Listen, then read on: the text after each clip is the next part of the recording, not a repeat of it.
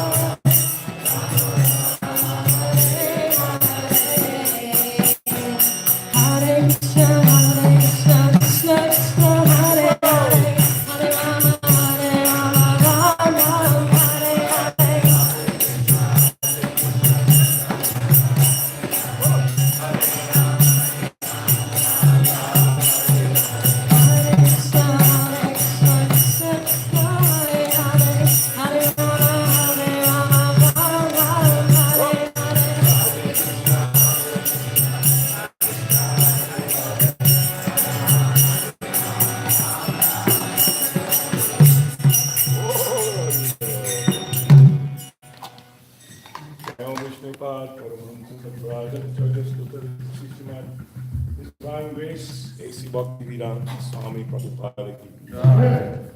Jai Nityalila Prabhupada, Om Vishnupad, Paramahamsa, Parivraja Kacharya, Asto Saraswati Shishima, Bhakti Siddhanta Saraswati, Goswami Prabhupada, Antikoti Vaishnava Vrinda, Namacharya Haridas Thakuri, Prem Seka Hosi Krishna Chaitanya Prabhu, Jananda Shri Advaita Gadadhar, Shivasari Gopakta, Shri Shri Radha Krishna, Gopinath, Shyam Kun Radha Kun, Giri Gopidan ki, Vrindavan Dham ki, Navadip Dham ki, Mayapur Dham ki, Jagannath Puri Nilachala Dham ki, Jagannath Baladev Subhadra Maharaj, Shri Gauri Nitai ki, Shri Shri Radha Sanat Bihari ki, Bhakti Devi Tulsi Devi ki, Gunamai Gangamai ki, Samveda Bhakti Vrinda ki, Harinam Sankirtan ki, Sankirtan Jagna ki, Transcendental Book Distribution ki,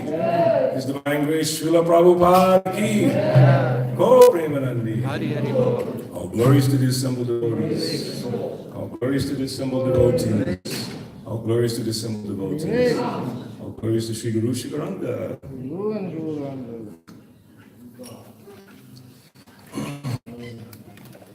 Is this going to work? I'll get this. Oh, that's too high. It's okay.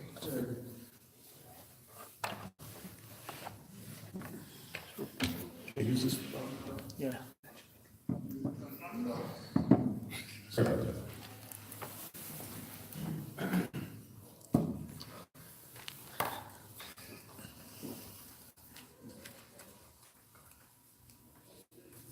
Everyone can sing with me.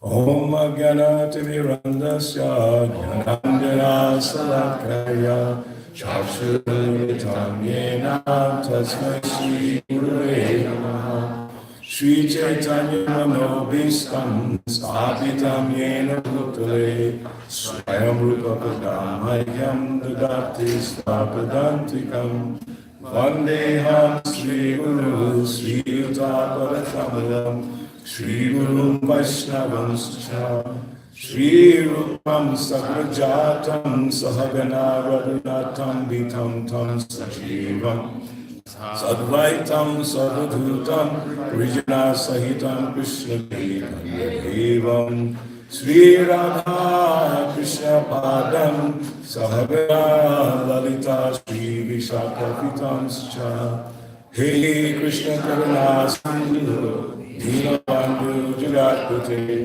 Gopesha Gopika Kanta Radha Kanta Namastute Tapta Kanchana Gaurangi Radhe Vrindavaneshwari Rishabhanu Sumsidevi Pranamami Haripriye Vancha Kalpatarubhascha Vipasindhuvaya Patitanam Bhavebhyo Vaishnavebhyo Namo Namaha Shri Krishna Chaitanya Prabhu Nityananda Shri Advaita Gadadhar Shivasari Bhaktivinoda Hare Krishna Krishna Krishna Hare Hare Hare Rama Rama Rama Hare. One more time. Hare Krishna Krishna Krishna Hare Hare Hare Rama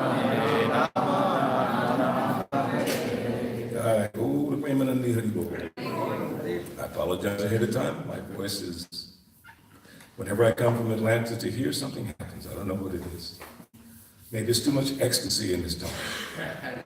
Last night we had yesterday, the whole day, we had an ecstatic Kirtan festival in Delaware at the home of Lukunja Gopika Devi Dasi. And many devotees were singing, very beautiful. I had a chance to sing. But I was most fascinated with the children.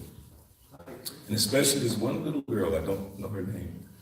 And she was struggling with the rhythm and this and that, but her heart was so sweet. And the chanting was so beautiful.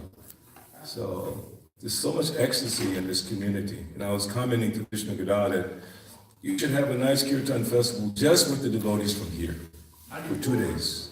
Just with the Philadelphia devotees, because it's such beautiful people. Thank you. So whenever I come here, I'm actually filled with excitement to be in your presence. And again, I apologize for my voice, but by the grace of Sham Kumar Prabhu, he gave me this opportunity to speak today, knowing that I'm leaving here on Tuesday.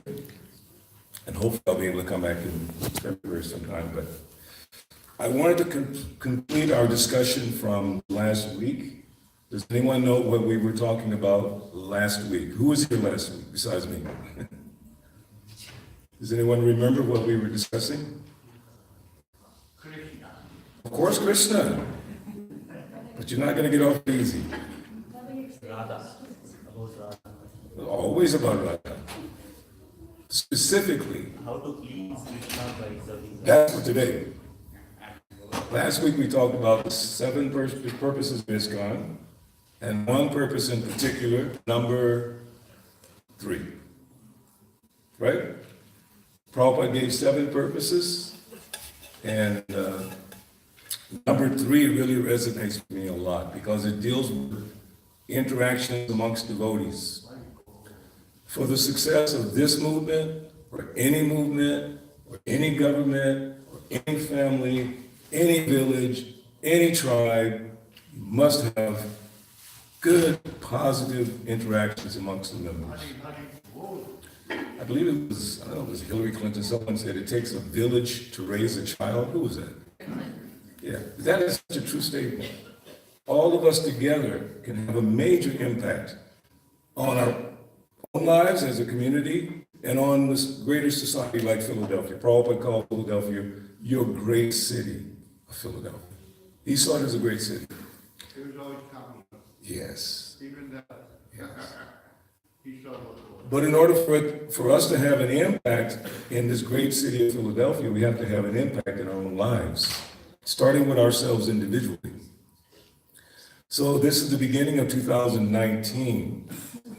So obviously we should take stock of where we stand individually as devotees, our own spiritual lives. Make some commitments going into 2019, what you're going to do to improve your Krishna consciousness, number one. And trying to do that, don't try to do it independently from your minds. The problem we have is we think our minds are so perfect, including me. So there's one quote I always give. Everyone thinks their opinion is the best opinion.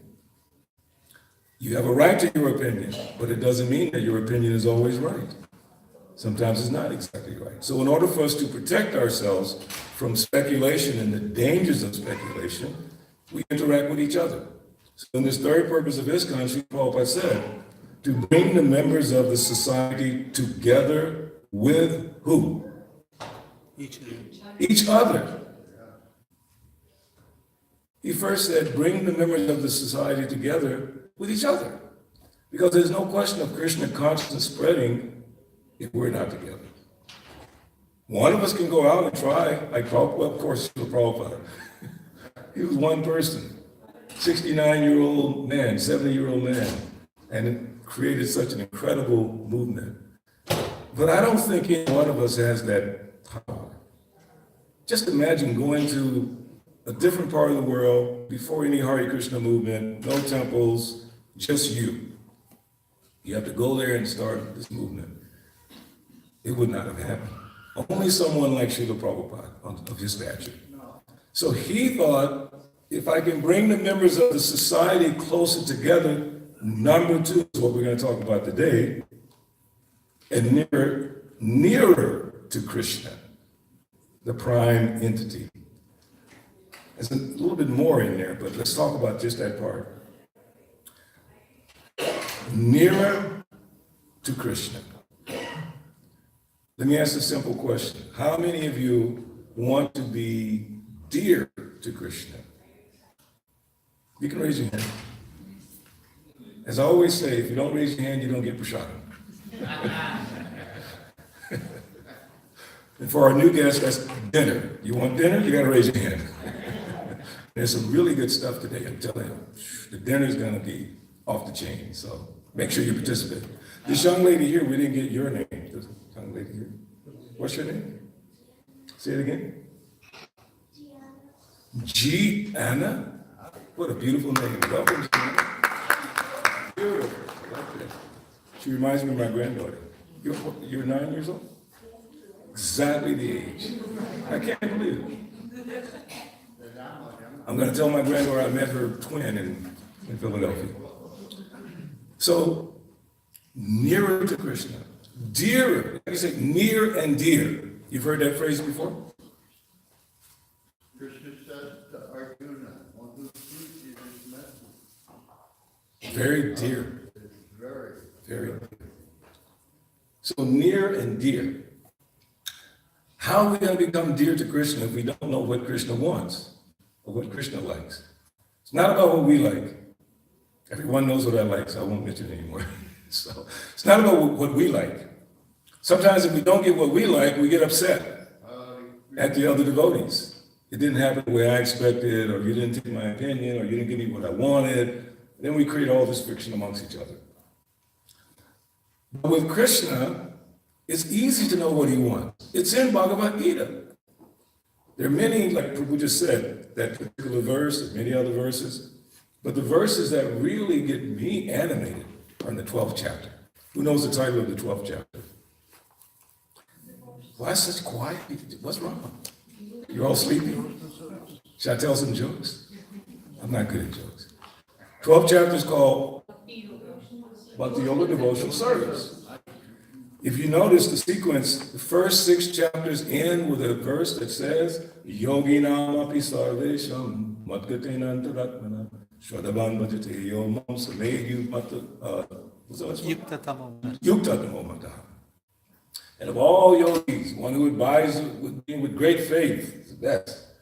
So that's up to the 6 chapters. There's a very historical reference to that in reference to another movement. Some of you may have heard of Transcendental Meditation. If you're from the 60s, you know what that is. Maharishi Mahesh Yogi. So he actually only translated 6 chapters of the Bhagavad Gita. To that verse, that's when he stopped. The yoga verse. He didn't go into the next 6 chapters, because that starts to explain about Krishna, personality of Godhead. In the next 6 chapters, there's a very important chapter that comes up before chapter 12. What comes before 12? What is the 11th chapter? Krishna shows his universal form to Arjuna to confirm who he is. Because Arjuna, up to this point, is thinking, that's my cousin, like my brother-in-law. Drive my chariot between the armies. I mean, can you imagine ordering Shishi Radha Saradhari, come off the altar, go with the offering? Or come drive me somewhere. To Walmart. So Arjuna is telling Krishna, drive my chariot between the 2 armies so I can see who has come here to please the evil-minded son. Being of Dhritarashtra. These evil persons, they want to fight. I want to see who they are. But in the 11th chapter, Arjuna says, after seeing the universal form, I didn't know who you were. I'm sorry. We sat on the bed together. We joked together. We did things together. I didn't know. I'm amazed. Look at this. And he actually said, who would not worship you?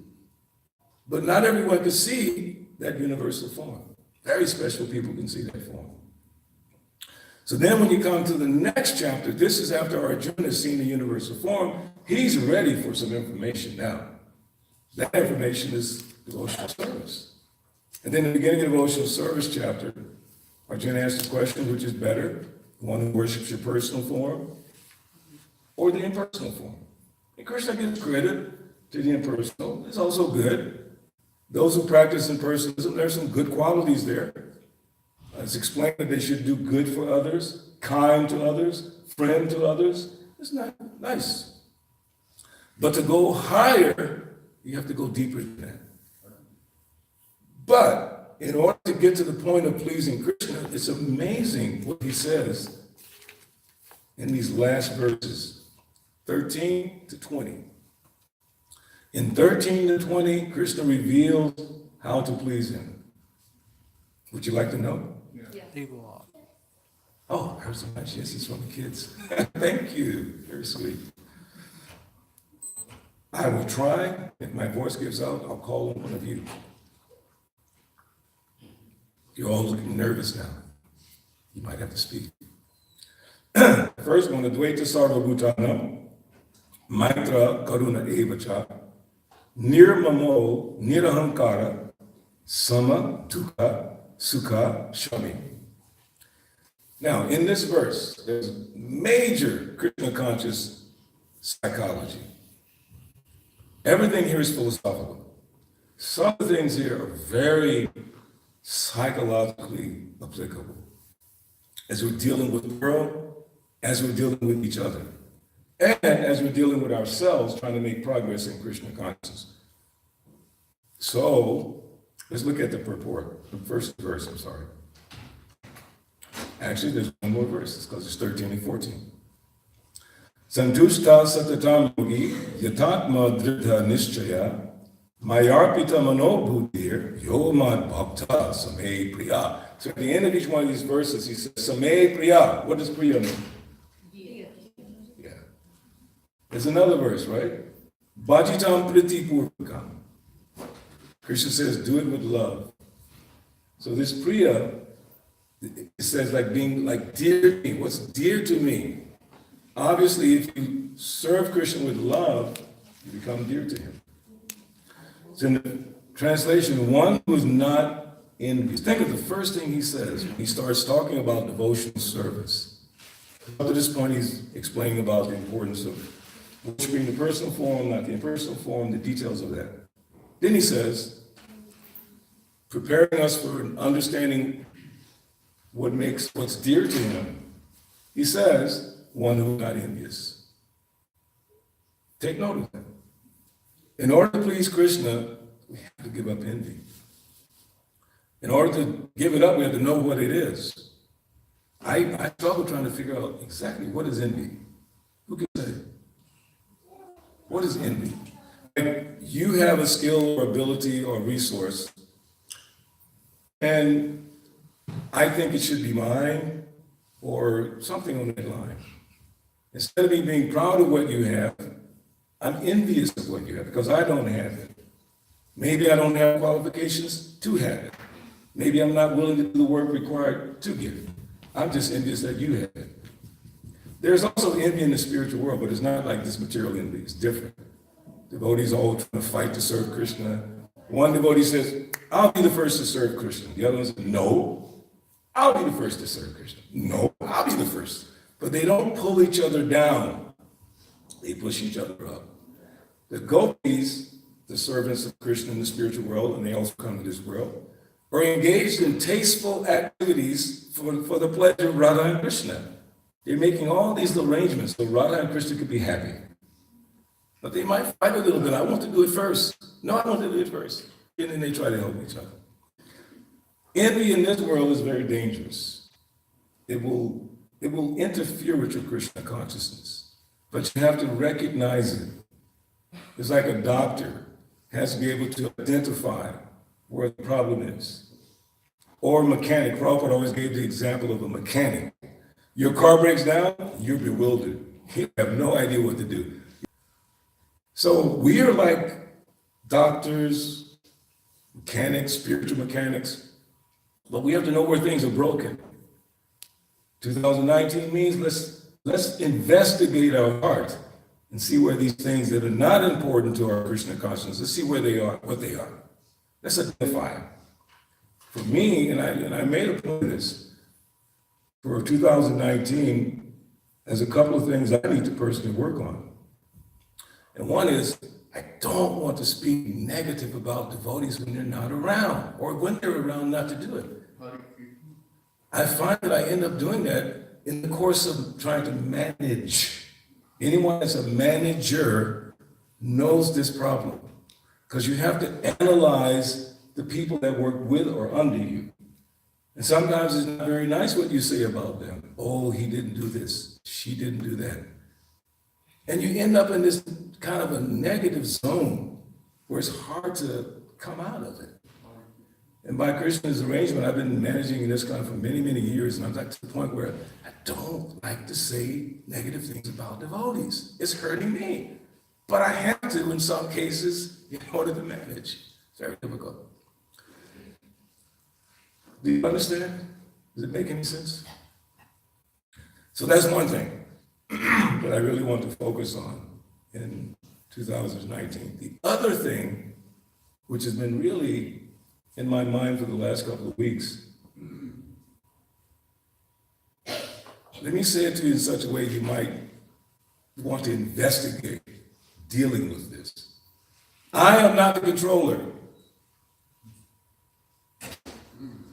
I'm not. It means you're also not the controller. Who's the controller? Iswar Parama Krishna. Satchidananda Vigraha. Anadiyada Govinda. Savakarna Karana. He's the supreme controller. But the problem is, for me, hopefully you'll get something from this, I'm trying to control everything. It's not always bad. I'm also trying to control the good outcome of something.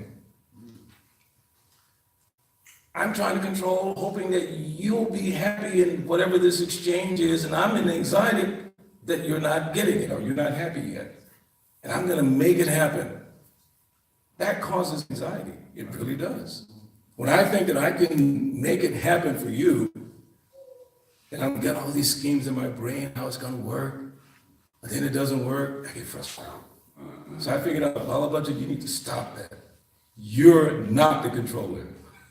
Although sometimes you have to control certain things. Like Balabhadra and I, we're musicians, right? So we had to control the sound or the whatever. We know how to do that. But this trying to control activities in our lives and other people's lives, and being so dependent on that, what does that mean? You have a right to perform your prescribed duty, but you don't have the right to the result. Who does the result belong to? I just paraphrased the Bhagavad Gita. You have a right to do whatever you do. Some of you are IT specialists, some of you are professors, whatever you might be. You have a right to do that. But guess what? You're not in control of the result. But guess what? You get frustrated when you don't get the result that you wanted. You think you're the controller. I have the education for it. I have the financial resources for it. But I'm not getting the result I want because you're not the controller.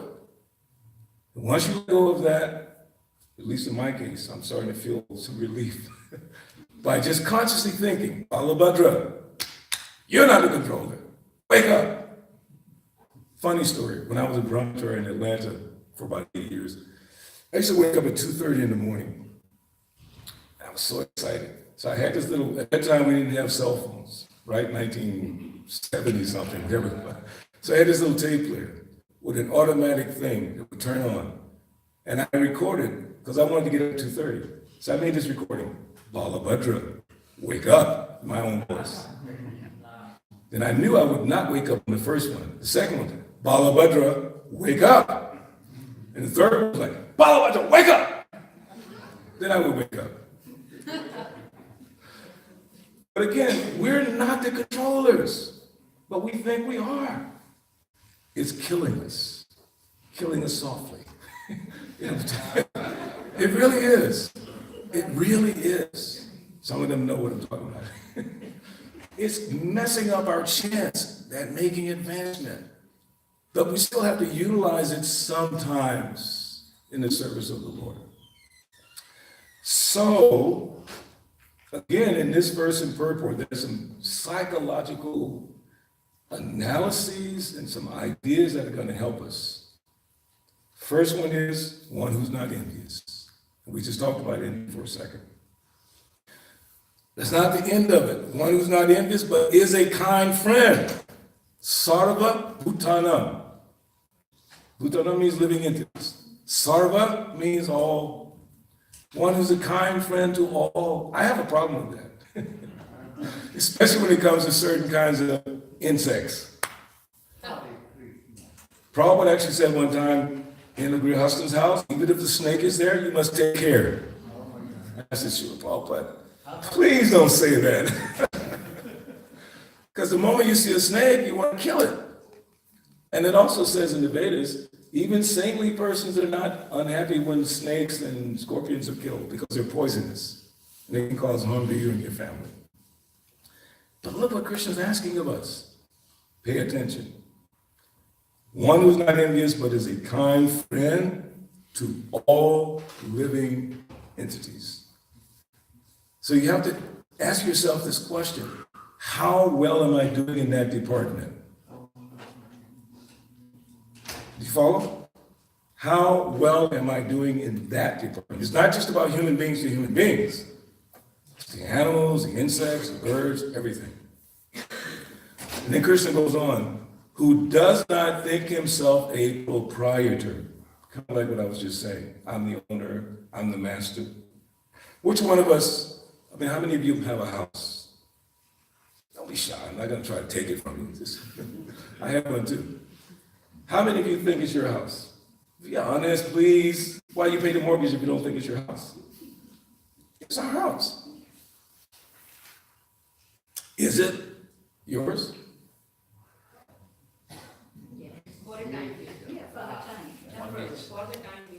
Yeah. We think it's ours because we think we're the proprietor. Krishna says, who does not think himself a proprietor? I need to jump a little bit because this is getting to where I want to talk about this a little bit. From the definition of something. Let me see if I can pull it up. Yes. There's an issue amongst people in general, and it's becoming an issue amongst devotees specifically. The term self-esteem. Self-esteem. I've seen many devotees talking right about this. Because within the context of Lord Chaitanya Mahaprabhu's teachings, third verse of the Shastakam, who knows that verse? Trinada pisa nichena, Tabora pisa Krishna, Amanina, Amidena, Kirtani, Sadhari. We're all here because we want to chant Hare Krishna, right? Constantly, ecstatically, like we did yesterday. But guess what? In order to chant Hare Krishna constantly, one must be humble as a blade of grass. More tolerant than a tree. Wait a minute. You Hare Krishnas are preaching against self-esteem. You want me to forego my self-esteem to be a Hare Krishna or to associate with this culture? I don't know if I can do that. Guess what? Because I've worked my whole life to get my self-esteem up. Now you're taking it away from me. So some people are discussing that, how to apply the principle of self-esteem. Ooh, let me share something with you. If you haven't looked at the definition recently, and the synonyms to the definition. Actually, I want to look at the synonyms. Ego, pride, pridefulness, self-regard. That's all the synonyms to self-esteem. Self-esteem itself, a confidence and satisfaction in oneself. I'm not saying don't have respect for yourself. First, figure out who you are. The respect that most people talk about is this thing. This black or white thing, this female, male thing, Indian American thing, it's called the body. Let me ask the question. What's the first lesson of Bhagavad Gita? Stop before you answer. I asked that question in a class in Atlanta once with a group of members. And one lady said, this, that. I said, no, that's not correct. First lesson of Bhagavad Gita is Dharma. In India, generally people say Dharma, right? It's Dharma. You must do your duty, especially to your family. But Dharma really should do for the Lord's pleasure. To the point. So I said, no, that's not the first lesson of Bhagavad Gita. What's the first lesson of Bhagavad Gita? Yes? No, here. Thank you. What's your name? Priya. We were just talking about Priya. There you are. You're not this body. So how do you apply self-respect if you're not the body? Tell me. Like for me, as an African American growing up in the city of Atlanta, in the projects back in the day, I had to bring my self-esteem up as a young African American. I had to compete because at that time I was a musician playing with all these different bands. I had to bring my self-esteem up. I never knew I was not this body. I'm trying to compete with you because we both think we're this body. So how do you apply self-respect if you're not this body? What do you think, Pooja? What do you say? Don't be shy. Well, I guess maybe, just bringing a balance, between what we have to do in the material world and what's our real duty as in the conscious world, in the spiritual world. Yeah. But maintaining a fair balance in my mind, Balance. Yeah, between, because we still have to, live in this world. Yes. So there are certain things we have to do. But on the other hand, we have this dharma for our spiritual life and towards the God. So maintaining a balance and not losing, not pretty much, not losing that fine line. To me, can still manage the self, maintain the self-respect. That is excellent. And Krishna says in support of what you're saying, one who is temperate in his habits, eating, sleeping, recreation, everything. So you're right, balance. So in order to balance it, we have to understand again who we are. You're not going to be able to balance it if you think you're the body. So the first lesson is, I'm not the body. Now, not to leave you hanging out there like a ghost. I'm not the body, then what am I? Kayami, who am I? What am I? Your spirit. Spirit soul. Part and parcel of the Lord. It gets very amazing, very dynamic. And you should be more proud of who you are than where you're situated. You're situated in this body, in the region of the heart. Someone was asking me that last week. Where is the soul? Where is the super soul? It's not in the flesh and blood of the heart mixed in there, kind of like swishing around. It's in the region of the heart. They're like the super soul is the size of your thumb. But can you put that inside of an ant? No. So it's relative to the body. So we're here, and we are somebody. In the old days, back in the old days, we say, I am somebody. That was one of those self-esteem phrases that we use. I am somebody. It was really big in the civil rights days. I am somebody. Well, after 40-something years in the movement, I am someone. And you can't take that away from me. I'm not a black man. I'm in a black body. You're not a white person or an Indian person or a female. You're in a female body, in a man's body. Prabhupada said, man can become woman, woman can become man. Because of science, there's so much technology now. But guess what? Men, if you believe in reincarnation, could have been in a woman's body in your last life. That's how we think sometimes. Oh, I don't want to do that. Because we think we're the body. We're spirit. So my point here is that, yes, let's take this definition of confidence and satisfaction in oneself. We should be so happy about who we are. We should wake up every day excited about who we are. If you wake up every day looking at mirror and go, look at me. That means you think you're, you have to take care of it, right, Pooja? You have to take care of this body. Don't get stuck on it. Sometimes, like Prabhupada one time, he looked at his hand, he said, how has it become so old? I turned 67 last month, and I looked at my hand, how did it become so old? And why my back is hurting every morning? What happened to little Benny boy? It's over. If I identify with this body, it limits what I can do.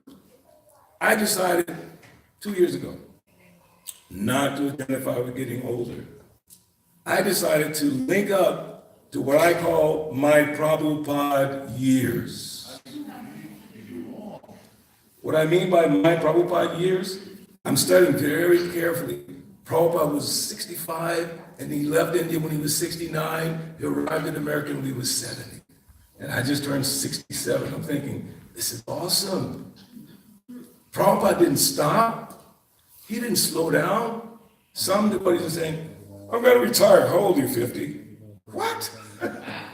How do you retire at 50? You can retire from work. You cannot retire from Krishna consciousness. Never. They say, well, I'm too old now. I can't do this. I can't go on Sankirtan. Prabhupada started his Sankirtan when he was 70 in America. Not before America. When he was in India, especially Delhi, I believe, or maybe Delhi. He used to go in Sankirtan to sell his little magazines and little books. He made that easy journey to other planets. He was selling that so he could have food to eat. He was actually asking his godbrothers to give him enough money to buy some decent clothes. He said, they're all torn, I have nothing. I want to go and preach and distribute books, but I have no decent clothes. Can you help me? Finally, they helped him. So how old? Well, probably the definition of old. Let me drink something with that. Who's the oldest person? According to Prabhupada. Well, Krishna, he's the oldest and the youngest, but he said, the one who is next to die. Because we think age and death kind of go hand in hand. You know, it could be 1 year old, could be 10 years old, could be 100 years old. Whoever dies next, don't be scared, okay? That's the oldest person. Could be very young by age, busy at 67. 60. So my Prabhupada year, these are my Prabhupada years. My Prabhupada year is 2021 when I'll be 70. I'm so excited about that. If Krishna allows me to live that long, I'm so excited about that. Let me follow in the footsteps of my Guru Maharaj. Mahajanoyena Gata Sapantaha. Follow in the footsteps of the great souls. And as I mentioned last week, the great Mahajana for us is Prabhupada. There are other great Mahajanas. But for us, only how many years ago? Prabhupada passed away 1977. How many years is that? 40 years, whatever. It hadn't been that long. You can follow Prabhupada.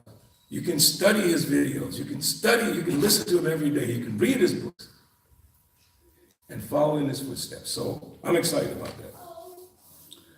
So back to this. I decided not to identify with this body and say that I'm getting older and start slowing down. No. So I'm taking that philosophy of not being a body and applying it practically to my life. I'm not going to let my age slow me down, my gender, my race, my intellectual capacities, my educational certificates, which I don't have any except for high school. I can't let that slow me down. I had to do a class once in Atlanta at Morehouse College, very famous African-American college. All these big, intelligent professors and all these people. I'm sorry, it was actually Spelman College. Spelman College is a very famous female college in Atlanta. But I had to speak to the professors. But my resume says high school. I said, okay. But I know Krishna consciousness. And I know that you don't, not you, I'm saying them, with all these PhDs and certificates, you don't know Krishna consciousness. So please listen. And I was very bold, because Prabhupada said, I don't have all these big degrees, but I can speak with anyone on Krishna consciousness, which he did. That's why he started the Bhaktivedanta Institute, to deal with the scientific community. So we should not identify with the body. We should identify with being spirit soul. How many more times powerful than the sun is the spirit soul? Meaning you. If you don't know, then you don't know who you are. 10,000 times. The sun is how many million? 93 million miles away, right? 93 million. The impact of that sun, you feel it. In Philadelphia, you hope to feel it. It's always sunny in Philadelphia. You know, that nice warm energy. It comes from 93 million miles away. And you're 10,000 times more powerful than that. And you're running around going, he doesn't like me, she doesn't like me, da da da da da da da da. Just think about who you are. Have some self-esteem. Not body esteem, self-esteem. Study what is the self. What chapter is that? To study about the self in Bhagavad Gita. What's that chapter talks about the soul? Second chapter. Second chapter. And there it talks about the soul, gives a lot of detail. So I'm not against self-esteem, I'm just against misplaced self-esteem. Don't come to me with the physical self-esteem about you. I'm Gujarati, Bengali, African American. I'm a young guy, old guy. I don't want to hear it. I've been working for 45 years to build up my self-esteem. Don't take it away from me. I'm spirit soul. No, Balabhadra, you're a black guy. No, I'm in a black body, and I'll utilize whatever I can from that. Don't try to pull me down to that. I've worked for 45 years to bring my consciousness up to where I don't see your body. And sometimes I'm amazed how I don't see people's bodies. It's amazing to me, because I grew up in an environment where there were definite distinctions. But now this is amazing. So, we're not against self-esteem. Getting back to the verse in purpose, I want to get to one part. Got a couple of minutes. Who is equal in both happiness and distress. Here's another point. How many of us are equal in happiness and distress? Not very many. I don't like distress. Give me 10 pounds of distress. You don't say that. You want happiness. That's why you work. That's why you go to school. That's why you have families. You want happiness. I'm not against happiness. But you have to be equal in both happiness and distress. Wow, I mean, I get past this one last word here. Because I say something every morning. I say, today is going to be a wonderful day. And something wonderful is going to happen today. And in Christian consciousness, that's just amazing. So, if the weather's bad, do I have to identify with that and make my day miserable? And I think it's going to be a wonderful day. I can chant, I can read, I can serve, I can clean, go to the temple. The other night on New Year's Eve, we came to the temple. It was very cold, very rainy, but we had a great time. Right? We chanted, we danced, we took a shot. We never thought about the weather because we were so focused on serving Krishna. So this one here is important for you to keep and remember. Who is equal in both happiness and distress. If you want to avoid emotional distress, emotional imbalance, emotional pain, you need to focus on this. Because you're allowing yourself to be impacted when you're not happy. Yes or no? I mean, we all want to be happy. So when we're not happy, we're like, oh, I'm miserable. Not good. For a devotee, it's totally a balance. Because whatever happens in my life is under whose control? I'm not the controller. Whose control? Are you satisfied with Krishna or not? Krishna, why are you making me suffer? So Krishna says, who else you want me to make suffer? Take your suffering. Well, I need to get into the purport real quick. This is where it comes up. I didn't finish the verse, but he says right here, a pure devotee is never disturbed in any circumstances, nor is he envious of anyone, nor does a devotee become his enemy's enemy. I wish we had an hour to get into that one. He thinks, quote, this person is acting as my enemy due to my own past misdeeds. So it is better to suffer than to protest. End of quote.